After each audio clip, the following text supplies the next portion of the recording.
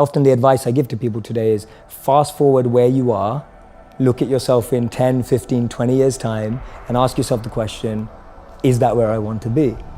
And if the answer is no, then you need to find a new path. To just get to understand yourself. You don't know what you need in your life until you figure out who you are. Hey everybody, welcome to Impact Theory. You are here, my friends, because you believe that human potential is nearly limitless, but you know that having potential is not the same as actually doing something with it. So our goal with this show and company is to introduce you to the people and ideas that will help you actually execute on your dreams.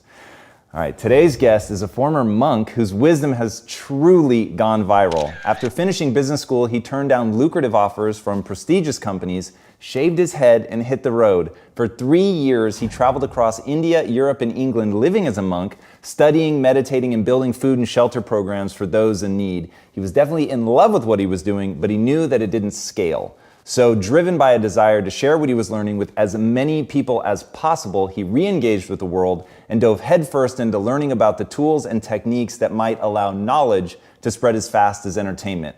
And to that end, he joined Accenture, helping them build their digital division while learning about the forces shaping the new digital landscape. He learned fast and quickly became their #1 social media influencer in a company of 400,000 people. Along the way, he also helped advise over 150 executives on their personal brands, allowing him a very broad base with which to test his theories. And leveraging what he learned, in 2016, he launched his own Facebook page, and it exploded. In less than 12 months, his inspiring, entertaining, and highly useful videos garnered over 1 billion views, and now he has north of 2.5 million followers globally. He makes content not only for his own pages, but for places like the Huffington Post, and he has interviewed such luminaries as Tim Ferriss, Simon Sinek, Dr. Shefali, Deepak Chopra, and countless others.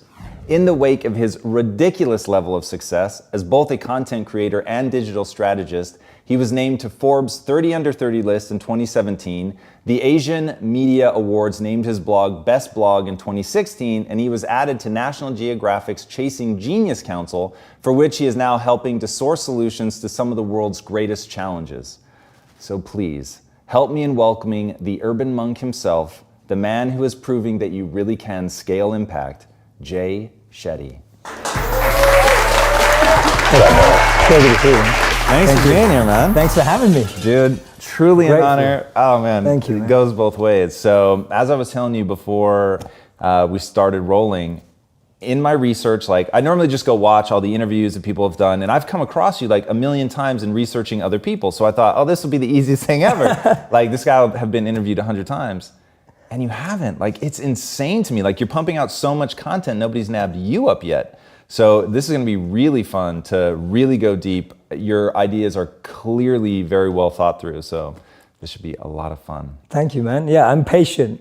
Yes. Patient of having the right interviews, the right time, being with the right people, having it be framed correctly. So I'm very honored to be here. I'm a huge fan of the show. Good, thank you. So thank you so much for having me. Yeah, absolutely. Yeah. So one thing I want to talk about, obviously having lived in London, knowing a little bit about what it's like to grow up as an Indian kid in England, how on earth did you buck the trend of, you once said, growing up in an Indian household, you're either a doctor, a lawyer, or a failure? Yeah, that's right. Yeah, that's right. So how'd you not fall prey to that? Yeah, those were my 3 options, right? That was it. There was no 4th option. So according to my parents, family, or the community I grew up in, I'm a failure. That's crazy. And how did I buck the trend?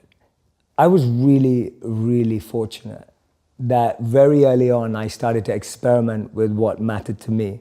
Sometimes that got me in a lot of trouble. What people don't know about me is that I was suspended from school 3 times for trying out all sorts of things, like things that people would never imagine of someone who goes on to be a monk. I was experimenting with all the drugs in the world. I had multiple relationships. I was really trying to search for some sort of meaning, fulfillment, and as long as I've known, I've been chasing thrill. I really value thrill and feeling like I did not see that coming. Yeah, no, not many people do. It's very different. From 14 to 18, I was like this kid who just wanted to try new things out. And my parents' rhetoric would always be, well, make sure you get good grades. And I used to think, well, if I can be bad and get good grades, then it all works, right? Everyone's happy. So that's kind of what I did. And at 18, I was really fortunate when I met a monk. And this monk was invited to speak. And I kind of just went because one of my friends forced me to. At that time, I was listening to CEOs and entrepreneurs and business people and marketers who I thought that's what I was aspiring to be like. And then I hear this monk. And he captivated me like no one had ever captivated me before. It was like staring at the most beautiful woman on the planet. You know, I was completely fixated on him and his message. And that is the beginning, without me going into too much detail before we probe, that was the beginning of what changed me. Because I went from being someone who did only want all those things to become successful and trying to, but I started hearing my own inner voice much more in all that noise that I had around me. I remember